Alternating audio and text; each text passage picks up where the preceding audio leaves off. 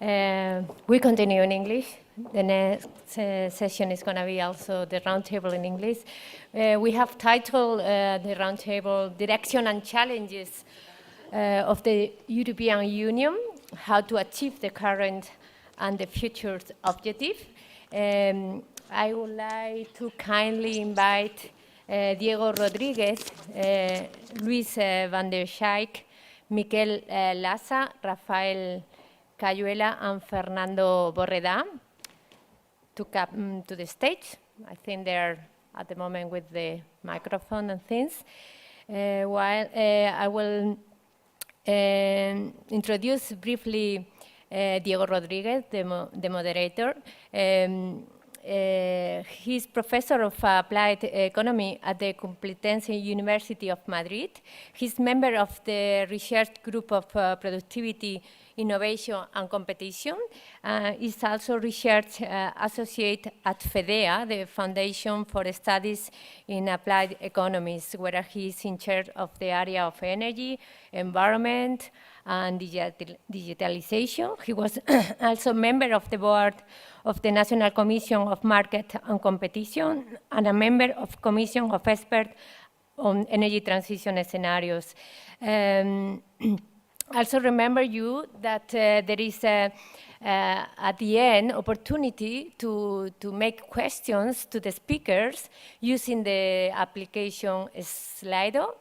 You had the code not now at the screen, but maybe later on, also on the piece of paper that hostess have with them, or at the entrance, you can scan the code and there send question. If there is time left at the end, we will address these questions to the speaker. If you prefer to use papers, you have also this possibility. The hostess are around and just ask for the paper. And what else? Just taking some time for them. So, yes,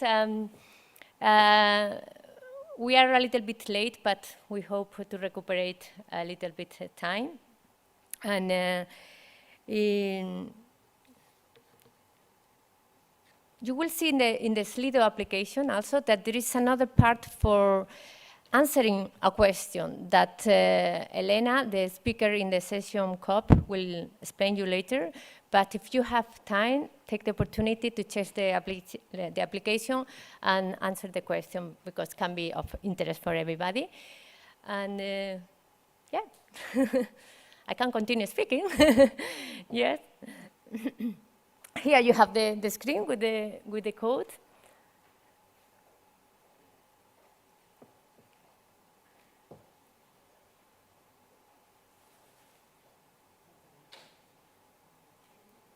Diego, maybe if you want, you can start introducing the speakers. Okay, yeah? perfect. You so want, we advance a little bit. That is, I think, a good moment while they are ready. It's a little bit strange because some of them are there, yeah, but okay, it's not a problem. You can introduce because it takes time to, yes. Okay. Thank you. So, in any case, good morning, everyone, and welcome to the roundtable on direction and challenges of the European Union, how to achieve the EU's current and future objectives. So I think the title is enough representative of the aim of this roundtable, which is to identify and to discuss the multiple challenges that facing EU energy and climate policies in the next European political institutional cycle, and how to coherently reconcile those climate objectives with other challenges such as improvements in competitiveness or maintaining our security of supply, among others. So I don't want to spend too much time on this introduction because we are a little bit late with the schedule.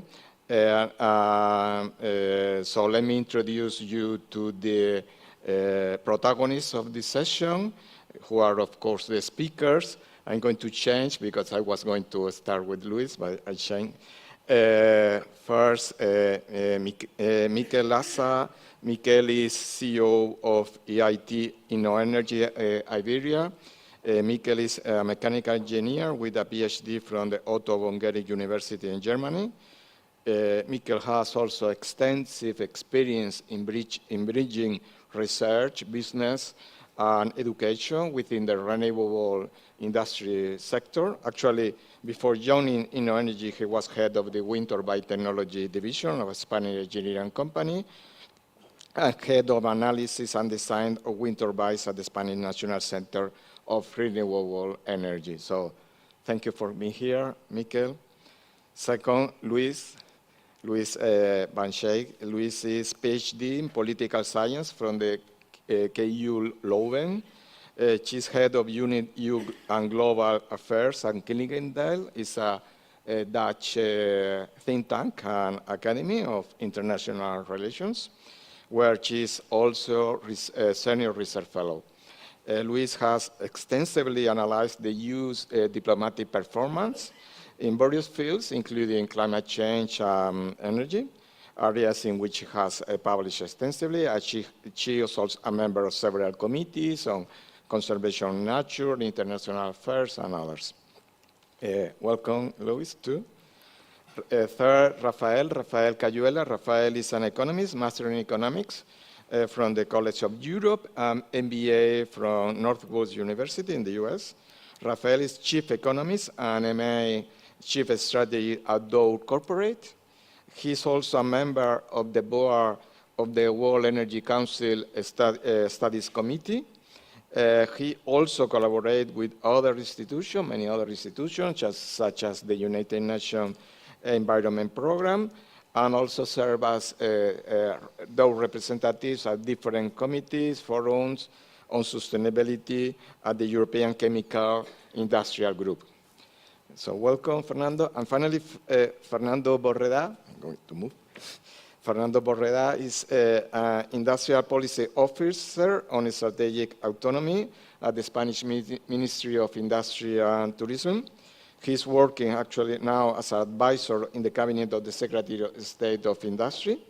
Fernando is Lieutenant Colonel of the Spanish Army, and he holds Master in Security, Peace and Defense Studies and a PhD in International Relations. He's an expert in disarmament and non-proliferation issues.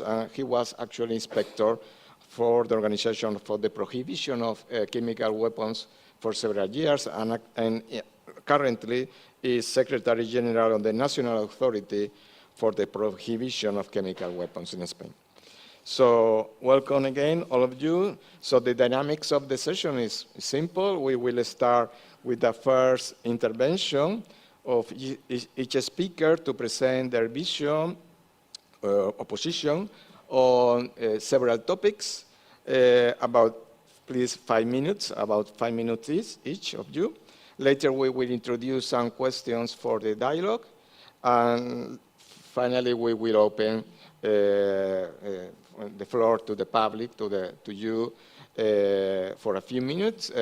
I remember that you have the QR, or you had the QR, and you can use Slido to communicate us your questions.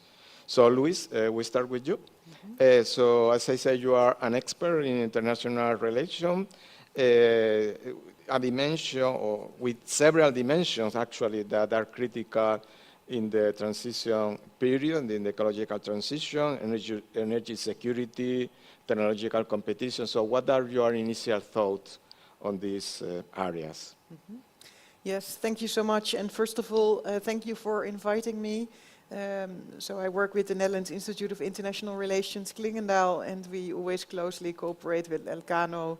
And I think it's great to be here again in Madrid and to hear also the Spanish perspectives on these issues, especially because you will also have most likely the Vice President in the European Commission, Teresa Ribera, and of course if she is in the European Commission, she is supposed to serve the European interest, but she will bring, of course, also her Spanish experience, and she will closely cooperate with the Dutchman Wopke Hoekstra, who will be the climate commissioner, and also others like Stefan Sejourné, Christensen, Sikala, and Callas. I was also a bit sad to go to this country after what happened in Valencia And I wanted to show my compassion, with the terrible events. We had something similar in 2021 in Germany, Belgium, and the south of the Netherlands. If such heavy rainfall happens in the center of the Netherlands, we have probably even a bigger problem. This is what we see, the unpredictability of the weather in relation to the warmer seas, and that's really catastrophic. I wanted to mention that in my view, I think the climate objectives in Europe have been really catalytic for promoting the energy transition, but as other speakers have already said, it's now also, once the ship has shifted course, it's also something that's continuing because of its own economic rationale. And for Europe, there is also the energy security dimension, because we don't have a lot of oil and gas. And as Letta has also pointed out, in 2022, in the height of the energy crisis, we spent more than 4% of our gross national income on imported energy, and we really want to reduce this. And this also stretches beyond Russia. Of course, we want not to finance their aggressive war in Ukraine, but we also want to reduce other dependencies. And even now, with lower energy prices, we still spend, 2% of our gross national income on energy, imported energy. So we have a clear interest, and with the prices coming down, it's not going to be easy, but we already have, 50% of electricity in Europe from renewable sources, which is a real achievement. Well, nowadays in Brussels, we see the shift from green to clean, and we all juggle with what that exactly means. Well, it seems to mean nuclear is acceptable again. It also seems to be an answer to the green lash, as they call it, or the fatigue with the more normative the green agenda. And let's say an answer to this narrative issue that surrounded the Green Deal. But now, of course, what really matters is what are we going to do? What are we going to include in this clean industrial deal that's coming up? And how are we also going to address the energy transition and the reducing emissions in sectors like agriculture, but also defense and international transport? And in that regard, I think we really see an enhanced green tech competition with China and the US. So in my view, China has a bit a similar political economy situation as Europe, that it doesn't have a lot of fossil fuels, so it has an interest from a strategic autonomy perspective to generate its own renewables. Well, it has invested a lot in that. The US was catching up with the Inflation Reduction Act. And let's see what's going to happen with that, with Trump. Some people say, well, it's mainly going to Republican states, and Elon Musk is Trump's biggest friend, so probably it will stay there. Others will say, well, maybe not. For Europe, it means difficult choices like, are we going to buy European in the energy transition era? If we merge an industrial policy with a green policy, and also internationally, are we going to keep up with CBAM if Trump probably is not going to like it? And that's also linked to, let's say, our friends in the rest of the world. We see that BRICS plus anti-Western sentiments are, of course, on the rise. So on the one hand, we have an interest in not only us buying less fossil fuels, but also the rest of the world. But on the other hand, we see that if we do just transition programs, that the rest says, oh, there you have the neo-colonial, neo-imperialistic EU. Are they going to tell us what we should do? And if coal is cheaper in our part of the world, we would like to keep coal. So I think that's a struggle, that Europe needs to deal with and needs its story right, that we are perhaps more honest about our interest in this transition. Then I thought it would be very important to mention also that we need these new suppliers of hydrogen. But of course, a key question then is, are the places where this hydrogen and ammonia is going to be produced also going to be the places where our industry will relocate to? Because maybe the transport of hydrogen is difficult. And I think you being so close to Morocco with the fertilizer industry, this might be a real issue. Then another thing that is really, I think, important for this topic of today is the increased LNG imports. So now, in addition to our dependency on the US for defense products, weapons. We have also increased our LNG imports. If I look at the port of Rotterdam, 10 times as much gas is imported through LNG from the US than that we get natural gas from the pipelines of Norway. Of course, not all of that is for the Dutch economy. A lot is also flowing to Germany and other places. But yeah, a question is that acceptable for us also with a new US administration? So in short, I think a lot of challenges for Brussels on the table. On Tuesday evening, we will see the hearing of Teresa Ribera. Just before that, the hearing of Stéphane Séjourné for industrial policy. And let's see what they bring to the table. And of course, we've seen already Christensen for energy and Hoekstra having more or less passed this week. Thank you. Thank you, Louise. Mikel, as I said before, you are an expert on innovation, so you are in a very good position to enlighten us on the EU challenges in this area and the connection with the EU policies too. So, what can you tell us? Yeah, thank you, Diego, and well, thank you for inviting me. I think I would like to, I think I shared with you, I would like to bring to this panel discussion a little bit a bottom-up perspective. I think my very distinguished colleagues here, from what I understand, they have a more top-down view on the issues.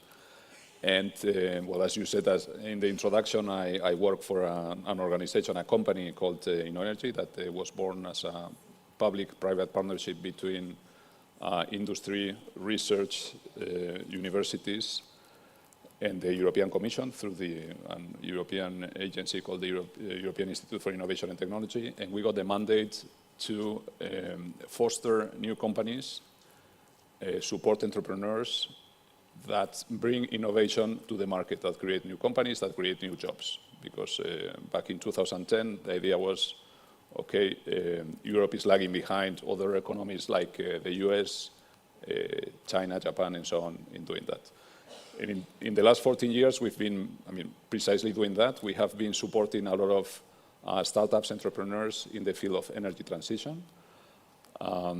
Most of them, I would say, most of the businesses are very related and in many cases are enabled and only possible because of regulation. So regulation is super important for us. And we leave, the decisions that are made in Europe, we follow them very closely because they affect our business models. They affect, the way we operate. They affect the way we get funds because we are talking about companies that start from scratch and need a lot of financing to grow. So all this is very important for us. Lately, we have also, not just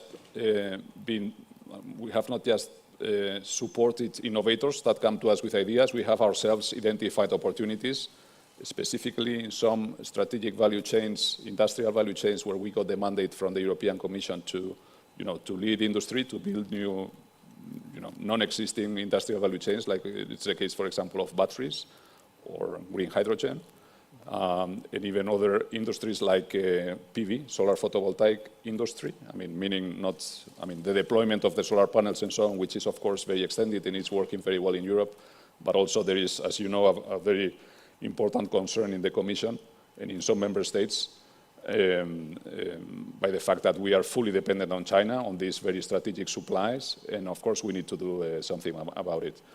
There are a lot of regulations that have come up and that are supporting all this. Regulations, policies, the Net Zero Industrial Act, the Repower EU, everything that is being done, I think is very relevant. I think one of the challenges that we face with our companies is, the speed of deployment of those, of those policies, and that, those policies and those support mechanisms and then those, I would say, aids to the business model are implemented and deployed, as soon as possible.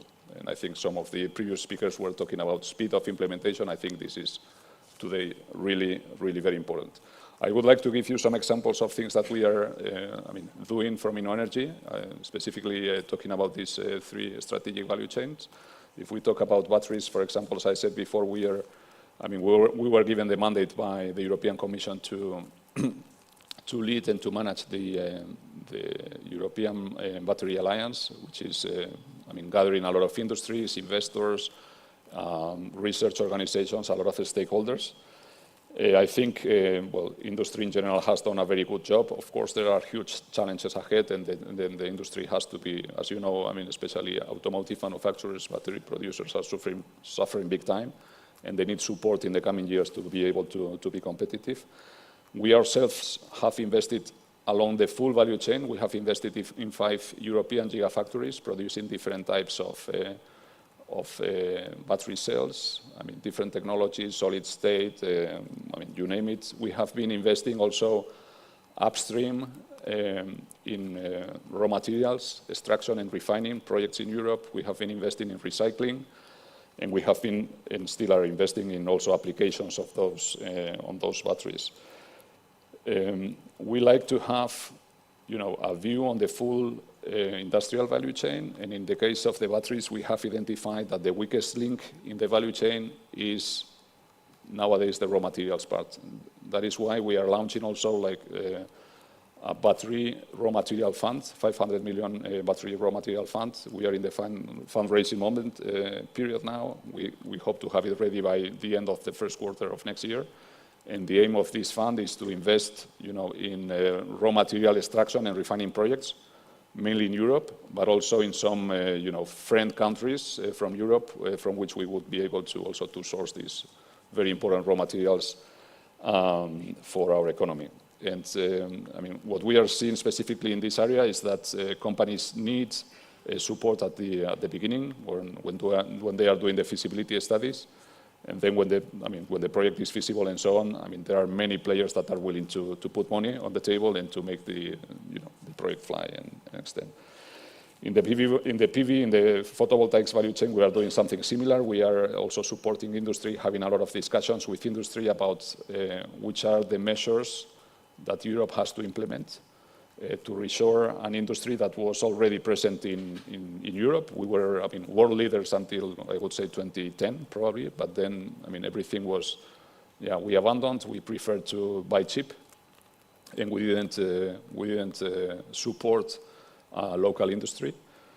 The result of that is, of course, we benefited from very cheap solar PV panels, but all the nascent industry that was developing in Europe at that time was completely destroyed. Now we are realizing that probably that was a problem, and of course solving that problem is it's not easy. So we are working together with again with all stakeholders. We have identified like 35 measures that have to be implemented. We are starting with the low-hanging fruits. Some of them are related to investment, some of them are related to training and education, getting the capabilities, industrial capabilities to make this happen. Some of them are related to policy. We are creating also a working group with different member states, because at the end it's about, the European policies are nice, we need them of course, but then it's about deployment and implementation also in the member states. So, and we are also, again, ourselves investing in projects. We have invested in a 5 gigawatt project in France to produce solar PV panels and cells, and we are also launching we are now fundraising for a project to produce ingots and wafers in Europe, which analyzing the strategic value chain is the weakest link. And don't want to bore you also with more examples, but also, working on decarbonization of hard-to-abate industries. We are investing also in projects that are going for low-carbon steel and low-carbon iron. We are investing in low-carbon fertilizers and in ESAF. And just to finalize, the message is all these companies that are industrial, all these examples that I have mentioned, most of them need, investments in the order of magnitude of billions. We are not talking about some millions. We are talking about billions.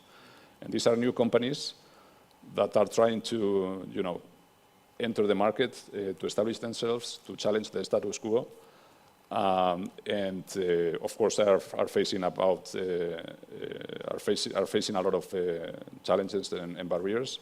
But I think this is the kind of companies that Mario Draghi was addressing in his reports that we need in Europe, because this is not happening in Europe, and it is happening in other regions. So it is possible, but we have to probably do something about it so that it becomes real. Thank you. Thank you, Mikel.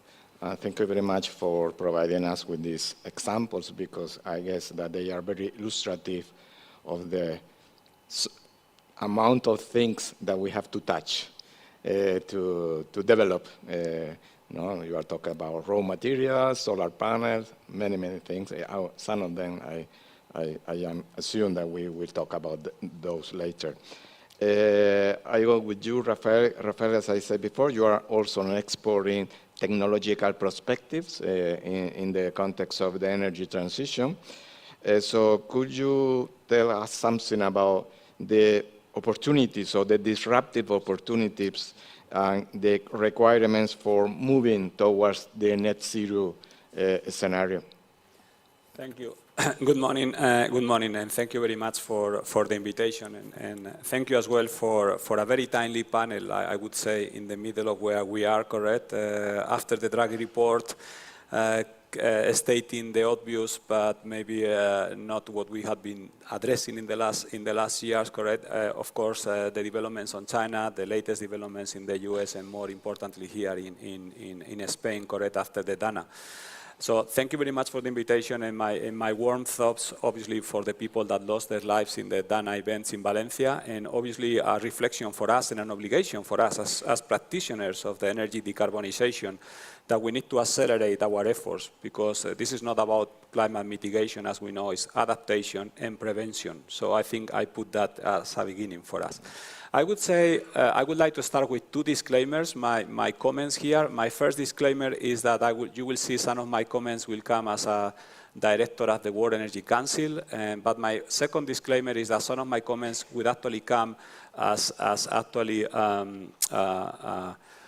someone that is spending his life between the macro space on transformation, but also on the micro space as a company official, a representative of Dow Chemical, where indeed we are doing billions of investments already in net zero technologies, unfortunately not in Europe. With that, I would like to start actually where Jose Juan from El Instituto Elcano was doing, because I think it's very important to take 1 second to reflect at this time where we are on what has happening and where we are, first of all, as a society, and where we are in Europe. So my comments will start from the big picture, coming down to the company and to Europe. So in the big picture, I think it's very important to recognize where we are. And I think it's overwhelming, correct, when you think where we are. We just came from COVID. We are in the middle still of coming out from the second largest recession after the Great Depression. And now we are confronted with climate change, biodiversity losses, and of course, as the World Economic Forum was calling the fourth industrial revolution, digital revolution, that I prefer to call sustainable, digital, and social. So if we feel concerned, we should. But I don't want to be negative, because I believe actually that we should be optimistic. And when you look at all these waves of transformation, what it means is something that I think is the first starting point. The first starting point for our assumptions on decarbonization or any discussion that we have today is that all these waves are basically implying a bigger wave. It's a wave of innovation and transformation. So we should start by acknowledging that the systems of today, the international order of today, the models of today of economic growth, and many of the things are not suitable for purpose. We are indeed in the fourth industrial revolution. We are, if you want, already at war. But the world of the 1924 is not the world of the 1924, is not the one of the 2024. We are in war at three levels. We are in war with nature. Humans are in war in nature, as we see with climate change and biodiversity. We are already in war, and we are going to be in war with digital living technologies, computational technology, AI, and robots. That, by the way, they are already going to happen very soon.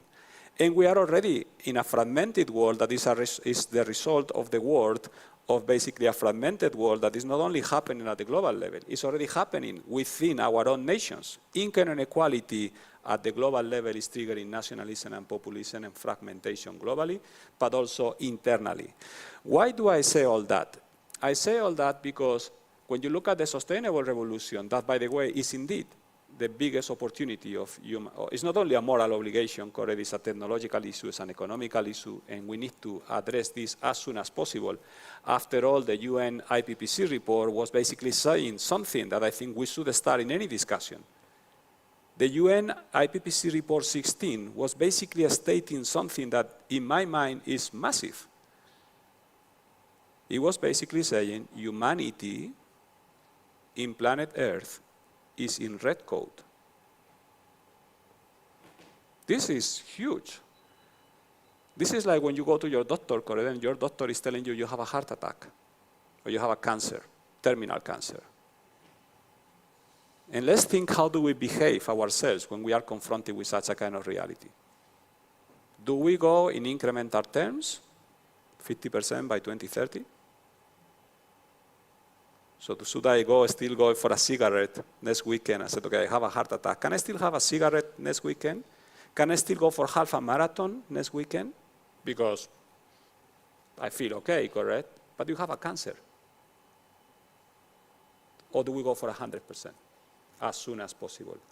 Why do I say that? I think because most of the policies that we have today are basically not acknowledging the current context. We are not reflecting enough on the context. And the context of transformation is very important because we should actually rethink, and this is the time, the whole system that we have today. And we have the license for operate to that. The Draghi report is already alluding to some of these things. My question is, what are we going to do with some of these things? We see article number 20 of the Draghi report is basically saying you should move energy prices and electricity prices at a competitive level as soon as possible. Okay? How do we do that? So I think, and starting with this, because I think it's very important to see the framework. So the framework is alluding for massive amount of transformation. We are in a situation of challenging the status quo at the global level. When I go into Europe, Europe is equally ill, as we saw from the Draghi report. We are facing a slow agony, and this is true. And we are going to face a slow agony until we don't tackle fundamental things that they are basically the competitiveness. There is no sustainability without competitiveness. And despite of the fact that this is the most important thing that we have to do, there is no sustainability without competitiveness.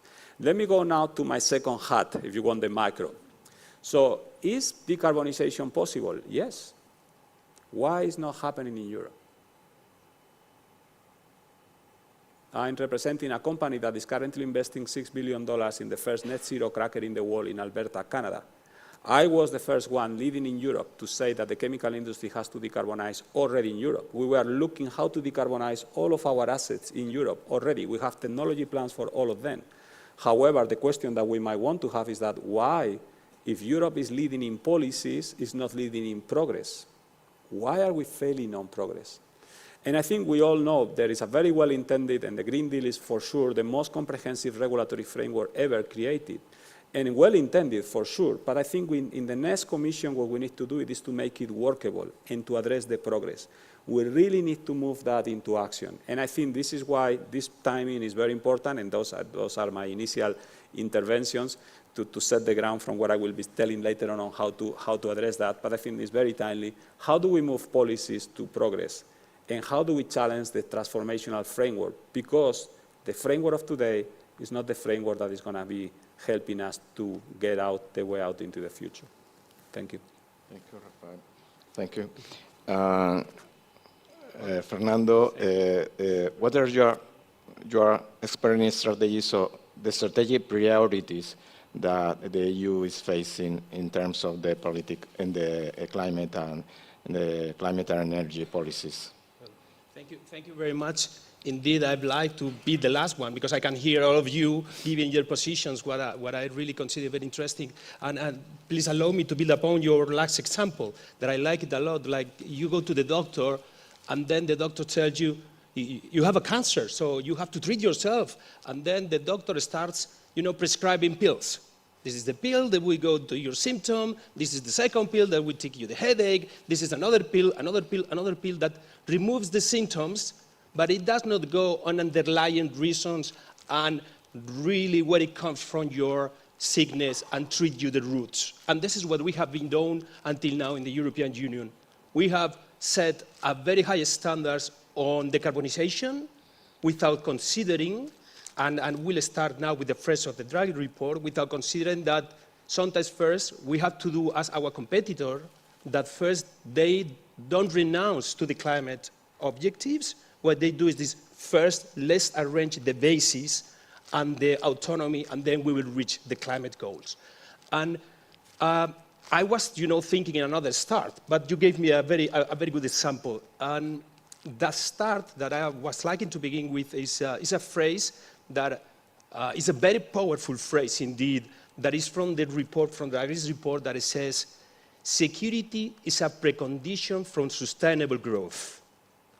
And this principle is very central to what we are discussing now about the EU challenges on climate and energy, because as we face this new EU political cycle, it is clear that climate and energy will stay in the agenda. However, competitiveness has been elevated as a critical factor, and this is shown specifically in the latest, in April, 18th April, Council decisions, and also in the informal European Council that is taking place now with the head of state in Budapest, where they are trying to agree to a new European competitiveness deal that will reflect all the conclusions of Draghi, some of the conclusions of Draghi and Letta's report. And in this context, I would like to highlight three main areas that are basic strategic mandates for secure supply and strategic autonomy. The first one I would say is energy sovereignty. The second one is industry as a pillar for strategic autonomy. And the third one will be financial support and policy coherence. So the first one in energy sovereignty, some has been pointed here, building a decarbonized and competitive energy system is essential for the EU's security and strategic autonomy. For this end, and I appreciate Mikel's inputs because they give an example, we must accelerate the transformation of our energy systems. That means we have to invest in elements like cross-border electricity grids, energy storage, interconnection. So because achieving a true energy union will ensure the resilience and the security of supply, but also to reach the climate objectives without using the shortcuts of low-cost Chinese technologies and avoiding swapping one dependence for another, what is very important. The second point that I said is industrial policy as pillar of strategic autonomy, because to secure this industrial renewal and transformation, it is needed a policy focused in technological innovation and industrial productivity, supporting emerging technologies. For example, I'm thinking now about IA and the center of data that they are really highly consuming of energy. And also we have to have into mind that fossil fuels, they will stay here still for ages and for decades. So we need to help the transition of the traditional ones. So a comprehensive industrial strategy will enhance not only competitiveness, but also will secure supply chains and reduce dependence. And in this vision, also we should include some elements like reshoring production and revitalizing manufacturing, because we're thinking about innovation, that's right, but if we are not finishing with manufacturing and production, we are missing part of the point. So we also will need what Draghi calls an economic foreign policy, what is actually true. We need to secure the access to certain raw materials that are unavailable for this production, and also having strategic alliances with with partners to secure the access to key technologies. And also we have to think in establishing some strategic reserves in certain resources, mostly based in local production to mitigate the supply crisis. And finally, and I don't like to disappoint you, but decarbonization has to be realistic. So we have to understand the pace of the industry and understand that decarbonization should be a driver of competitiveness. It shouldn't be just a charge for the industry and merely imposing sanctions or regulation or charge. Because what will happen is that the industry will relocate in other places. That would be simple. And we will lose growth. So this part is for us very important. And finally, the three main areas, there will be more, but the three main areas. The third one is financial support and a well-coordinated policies. These ones are critical to achieving energy security and industrial independence. Because EU has significant financial resources, but often they are spread among several and then fragmented among several EU members and also in the EU programs. So we have a lack of focus, what it says, Draghi.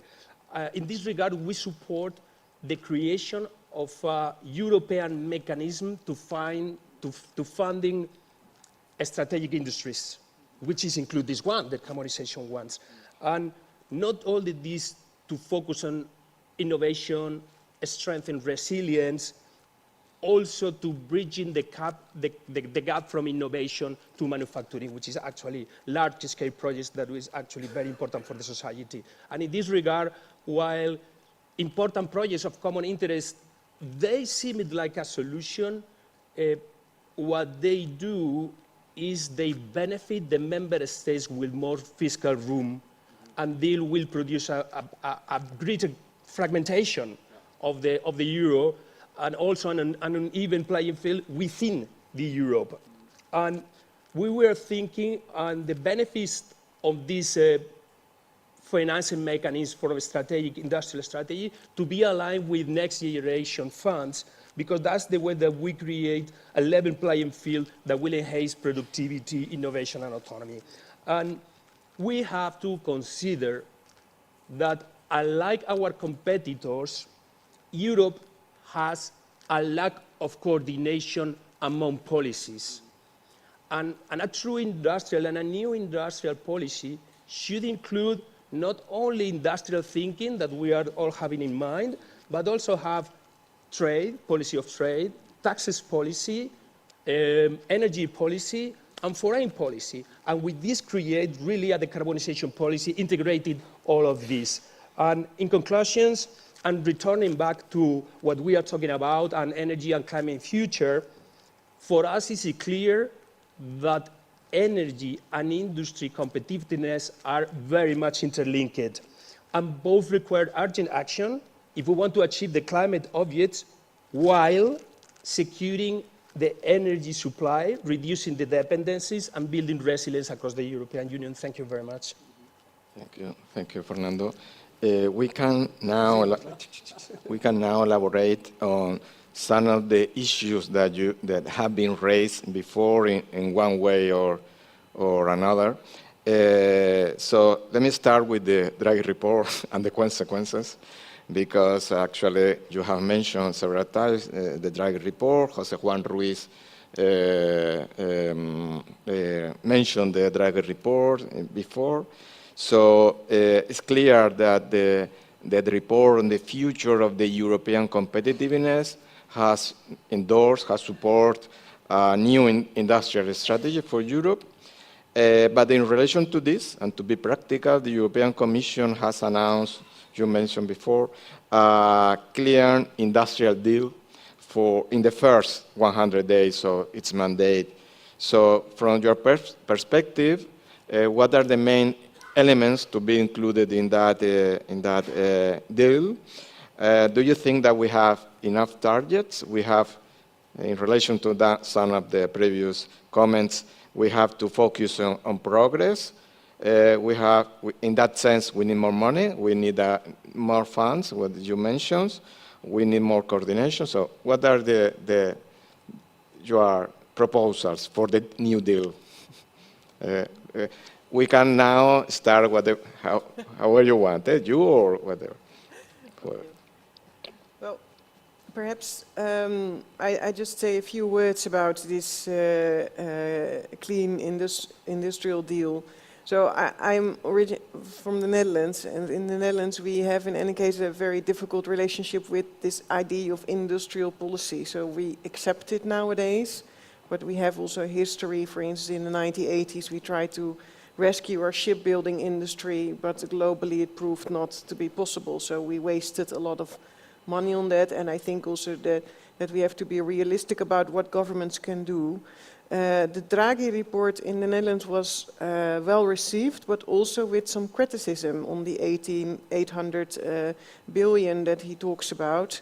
And I think that will be the first challenge in the clean industrial deal, to convince, let's say, the skeptics in countries like the Netherlands, but also Germany, Sweden, that it's necessary to invest this money and that there will be also a good return on investment if you do so.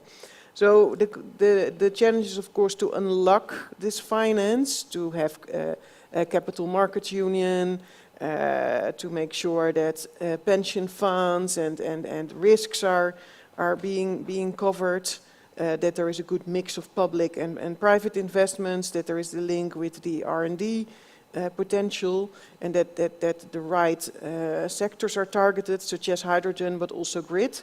But it is also done in a smart way and in a convincing way, because I think it's not yet clear that this is going to be a common European investment or at a national level, and also how it's related to, for instance, energy still being a national competence, the energy mix, and not an EU competence according to the treaty. So, you know, are we really going to solve?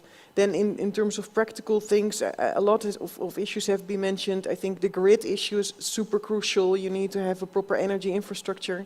I would like to mention that we need such a heavy grid also because we're not super good still in decentralized systems. So there's probably way more potential in decentralized systems backed up by storage capacities, maybe even other storage than only hydrogen and batteries, but also perhaps other innovations. But a reason why we need such a super heavy grid is also because we have sometimes peak demand. So we need basically a super heavy grid because on some days, sometimes, some moments we need, you know, extra electricity for the grid.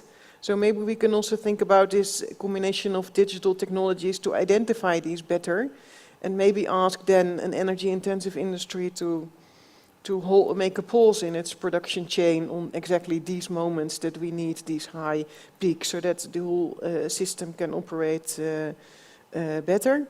And then finally, my final remark is that also we will have an industry, defense industry built up in Europe. I think it's very important that this green industrial deal will link to this sector and make sure that, let's say, the new industry in defense that is being built up in Europe will be also more clean, so that we don't fight the Russians with Russian oil and gas powered tanks and air jets and so on and so forth. Also there is a lot of vulnerabilities in supplying all the diesel to the fields, and the logistics of it. It costs a lot of money. There's a lot of opportunity with energy transition to make cheaper ways of defense industry, quieter ways, off the radar. So there's a lot of potential there. And this is, of course, also a super high-tech industry. So if we get the energy transition there, we can also expect more societal benefits and productivity gains for European societies. I'll stop here. Okay. Rafael or Mikel? Yeah, I mean, coming to your question, I think definitely we do not need more targets. I think we have already some targets. It has taken some time to agree on them. We have them. They are super clear. Let's go for them. And the good thing is we also have now the Draghi report, the Leta report. Maybe they are not perfect, they are good enough on 80%, whatever, let's implement. Let's do project management, let's do project planning, and let's execute. That is what we need. I don't think we need additional, public money. There are already a lot of instruments. There's a lot of money available. I think what we need is clear signals also to private investors that the regulation is being deployed, that there are also public resources that can be used in a smart way to de-risk their investment. Let's go that way. But I don't think we need to, keep doing many more things.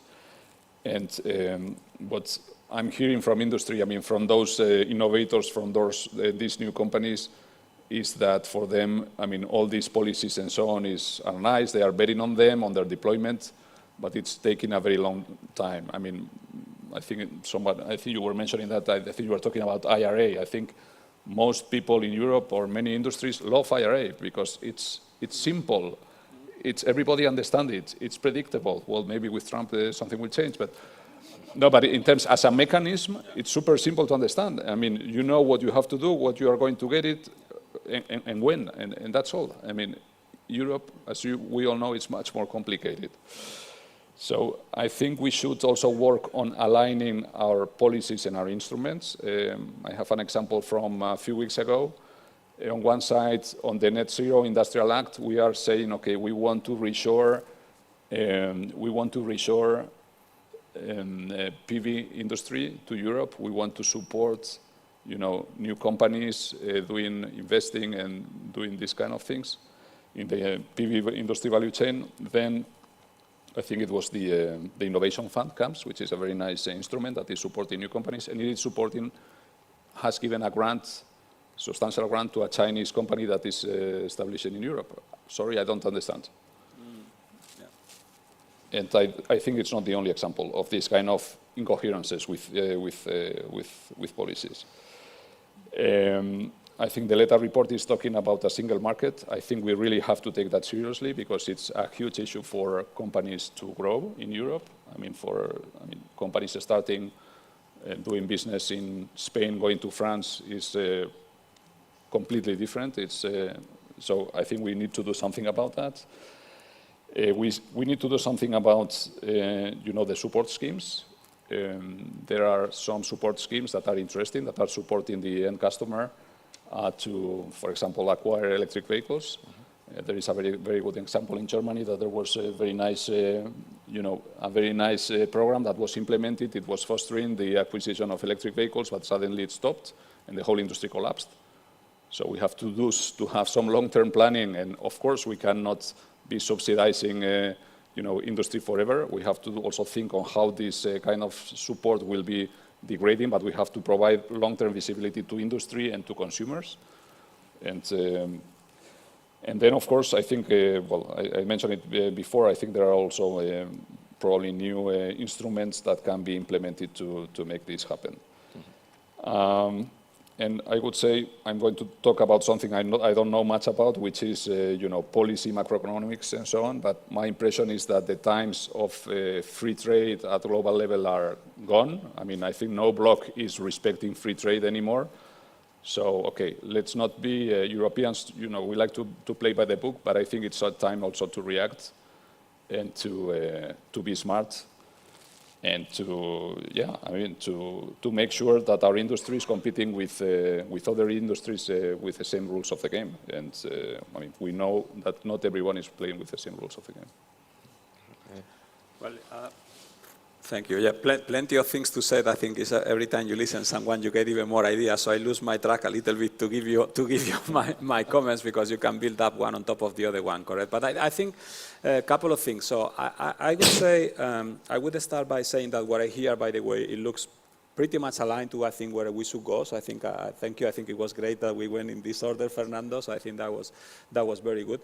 I think what I also hear, and let me just make one point on what you said about the Inflation Reduction Act and the connection with the doctor that we said before. So in Europe, we have the problem that you are treated with cancer, and then you go, one doctor tell you one thing, the other one, by the way, tell you a different thing. Sometimes they are not even the same thing, so you didn't even know what to do. So this is even more complicated. When you go to the Inflation Reduction Act, you go to one window, and that doctor tell you, yes, you have a cancer.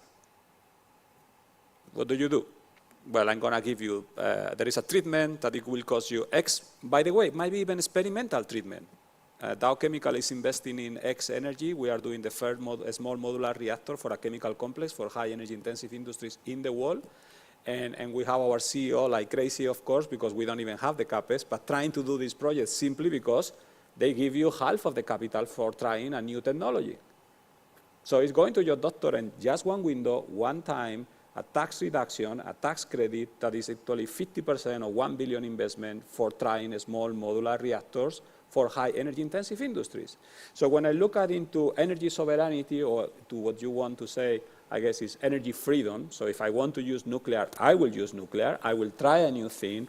If I look at the 3 pillars, if I want to use not only nuclear, but I want to get support, I get a straightforward support.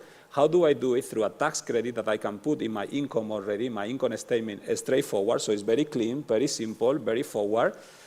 So I think what I've been hearing, it goes, I guess, into that direction. So this is all very good. But at the end, there is also, I think what I perceive is that they understood that Europe is not fit for purpose for this transition. And this is why we need to go deeper into getting bigger market in energy, financial, capital standards. So we need to de-risk, of course, and create the same level of a standard. And I think this is all very welcome. So having said that, I think it's all moving into the right direction from this perspective. Your question was, what do we need in the next Clean Industrial Act? And I think what we need, and I think is already mentioned before, is that Europe has been missing industrial policy. And when we look at for historical reasons, but this is a race. I was telling before, the fourth industrial revolution is a race. It's a race already that is countries like China or United States, they want to win. And if Europe wants to win, it has to compete. So when I look at this plan has to be done to compete. So it's not enough to be in compliance, you need to win. And to win in this plan, what it means is basically you need to keep in mind that, again, it's a race. So it's not enough to be good, you have to be the best. And to be the best, it implies that you need to go even deeper and further of addressing these issues.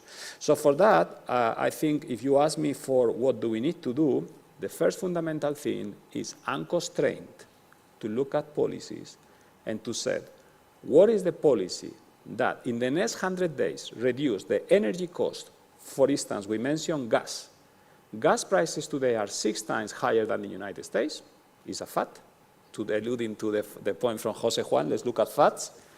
6 times higher, and it's still 4 times higher before pre-crisis. So goal number 1, how are we going to put gas prices unconstrained? Gas prices at low as soon as possible down. How do we put the electricity price as soon as possible down? Unconstrained. From that, because we need this as a precursor for industry and investments, of course there are other things like regulations, so the clarity on regulation, very important. I think there is a very interesting paper, and that was my argumentation on policy versus progress, a new paper from Oxford University that I think is very scary, but it makes, it basically shows the eagerness to address the patient, correct? So we have a climate situation that is very difficult. This paper from Oxford University has been calculating in the G40, in the largest 40 economies in the world, that basically in the last 20 years, we have been enacted 1,600 climate and energy policies globally. Okay? 1,600. Across energy, power, buildings, and industry. Of which 65 of 1,500 made the call of effectiveness. What do I mean by that is that when we look at under-regulating, that I think we should, let's look at now new regulations that we don't need to be effective.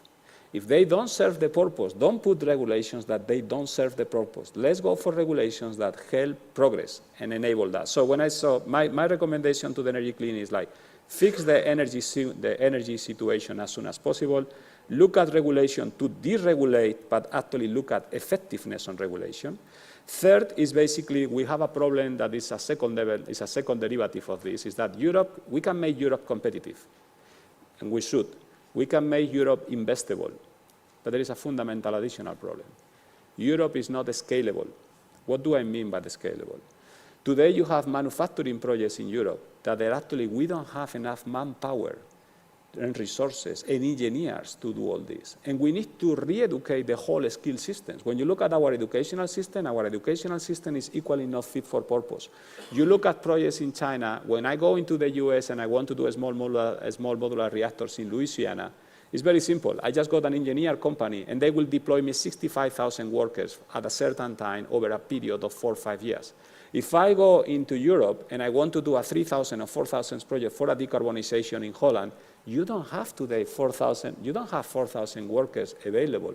And we need to do that not for one site. We need to do it for all high energy intensive industries and the sector power. So I think the second point is, as I said, scalability is going to be very important. And then something a bit more long term is innovation. As said before, this is not only about climate and energy, so sustainability. We are in the middle of a digital revolution. What it means in a digital revolution is, if we look at back 20 years ago, we know that our phones, the way we communicate, the way we live, they are very different. Today, and it's very difficult for policymakers, and that's why, and for everybody, we need to work together across the whole sector, from policymakers to companies to NGOs. Sectors are going to be radically different. So my question often to regulators is, and it's very difficult, are you regulating the past or the future? Because that industry might be literally different. So those are my 4 recommendations on that. Thank you, Rafael. Actually, Fernando, you talked before priorities, so I guess in some way you answered the question. But yes. To move in the debate on the dialogue, do you have in connection also to prices? Do you have recommendations for stimulating the EU's energy-intensive industry in relation also to prices that have been raised several times? You know, the difference in cost energy between the US and Europe. Yes, and these recommendations are built upon what has been already said, so I'm not really inventing anything. I think that one of the main issues that we should think in terms of how face the high prices of the energy, that is a question that itself replies itself. High prices of the energy plus industry intensive, that means that we need to work together as we never have been done before. Because especially in this climate environment, we are all thinking in climate objectives, we are all thinking in industries dirty, and we have given back to the industry. We were thinking all time in our climate objectives and decarbonization objectives without taking into consideration that we have to change the industry. And the industry is actually the powerhouse of this decarbonization. And this is indeed today, I just before watching the figures of Mr. Tanner that were explaining that we need trillions of investment, and I just saw a very marginal part on the industry. And I was thinking, well, yeah, but if we consume 20-something% of the energy in the whole GDP, and for me it's not correlated with the minor thing in red that were in these trillions of investment. So we are still giving the back to the industry for our climate objectives. And we have to include the industry as one of the biggest actors. So we need really to have a joint policy. It does not mean it has to be in the same ministry. That is just a political thing. What I mean to say is that we need a joint policy, energy industry, to be able to face these energy costs. And if If I could make one comment very quickly here. I think indeed I saw the same thing, and I was thinking we are missing industry. I think something that often is maybe forgotten is that when you look at decarbonization, we often focus on green electrons and renewables and green hydrogen. But we don't live in the metaverse still, correct? We are still here. Yep. So what it means is that you have houses, you have cars, we have textiles, we have goods. These goods are made by materials. And those account for 70, 80, 90% of the Scope 3 emissions. So if we don't decarbonize, defossilize, and circularize materials, steel, cement, aluminum, chemicals, we will not achieve the net zero. So if we don't achieve, and that's basically, I think it was alluded before by Concha, we need to lead in green electrons, hydrogen, CCS. We need to lead in green molecules and net zero molecules that they are also circular and safer, and we need to, of course, lead in the fourth element that I think is very important in industrial policy, in inclusion, diversity, and income inequality, because without jobs, there is no legitimacy of the democratic system, and without jobs, there is not even transition. Yeah. And if I may build up on what Rafael said, I fully agree with what he said, and it's also building up on Fernando's comment. I think, I mean, we already know how to, in terms of challenge, probably Lord Turner was right. In terms of investment, these are huge amounts of monies that we need to still continue deploying renewables, infrastructure, and so on. But we know how to do that. Of course, we can improve. There are challenges, batteries, and so on. In terms of technology, I think the challenge is precisely on what you are saying, on decarbonizing industry. And decarbonizing hard-to-abate industry, how to decarbonize the production of chemicals, how to decarbonize the production of steel, of cement, everything that we have around, the extraction of raw materials, refining. That is, I think, the challenge that we have to address. Without, of course, I mean, I do not want to downplay all the challenges and all the efforts that have to be done in continue deploying renewables and infrastructure in the energy sector. But I think the technological challenge is there. Mm-hmm. Yeah, that is what I meant when I made to say that decarbonization has to be realistic, because the hard-to-abate industry like steel, cement, they really need a tailored approach, because they don't have substitutions. So we really need to work on this technological innovation. Louise, you had also. Yeah, I really agree, but I would also like to make the point that we have made a deliberate choice to have a polluter pays policy in Europe with the emissions trading scheme. So where the Chinese and the Americans, to put it bluntly, subsidize their industries, and that's their choice for an industrial policy, we have decided to make a mix between a polluter pays policy and subsidies, and some of the revenues from the ETS through the Innovation Fund.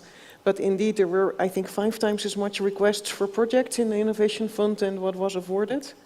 So that's, of course, a trick, because initially we thought we use more of that also for the social climate policy, so to compensate the citizens, and that might still be a necessity, because with the new emissions trading scheme for the fuels that are used in the built environment and the transport, from 2027, the prices are likely to go up.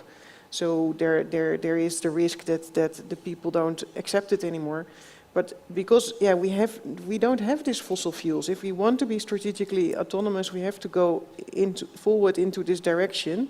And we've chosen, let's say, the pain and the subsidies. So the polluter pays policy and the subsidies. And yeah, I think in the long run, economically, this is probably the better approach. But yeah, in the short term, of course, we should avoid that we don't kill our industry completely. Yeah. Okay. Let me, because we are running out of time, so I would like to introduce, we have several questions from the audience regarding nuclear power. Of course, it's a highly controversial issue. Hydrogen, the hydrogen economy, and so on. But let me focus on one of them, because from my point of view, represents well the contradiction, if you want, of the perspective, of the European perspective, of the European position, no? Is that the extraction of raw materials. Actually, because you, Mikel, mentioned about our raw material fund, So I guess this is a good example to close, because we have to close for the next speaker. Sorry, because we can be talking for several days. But you want, Mikel, about this issue, no? Raw materials, your position of raw material extraction, not in my backyard, not this contradiction, if you want, and the role of that raw material fund, for example.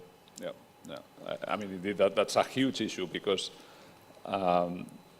I mean, we are investing in projects, and we are seeing what's the reaction of Europeans. So, I mean, you don't have to be an investor. I mean, when you talk to people, you notice that, no? The people are not, they don't want mining, refining projects in their backyard, and there is super strong opposition. And it's, I mean, people, I don't know where they think all this we have, this physical world that we have around us, where it comes from. But we have to be realistic. I mean, and we have also to think that extraction and refining done in Europe provides much more environmental guarantees than doing that somewhere else. So we cannot think, okay, we close our eyes, this is coming from somewhere else, I don't care, because at the end, this is a global problem. And this is it's a problem of security of supply, and we have to do that in Europe too. Unfortunately, we probably don't have enough resources. We have to also collaborate with others, but we have to do it in Europe too, and show others how this can be done in an environmental, sustainable way, because we are leaders on that. And also in Portugal, Spain? Also in Portugal, Spain, Yeah. yes. Yeah. Yes. So thank you very much. I have my boss, Anna, that is telling me that we have to close. So thank you. We could be talking for many times, because there are many issues, very interesting. Thank you very much for all your interesting, all the interesting ideas that you have raised. And thank you very much for your participation today. Thank you. Thank you. Muchas gracias, Diego, Luis, Mikel, Rafael y Fernando.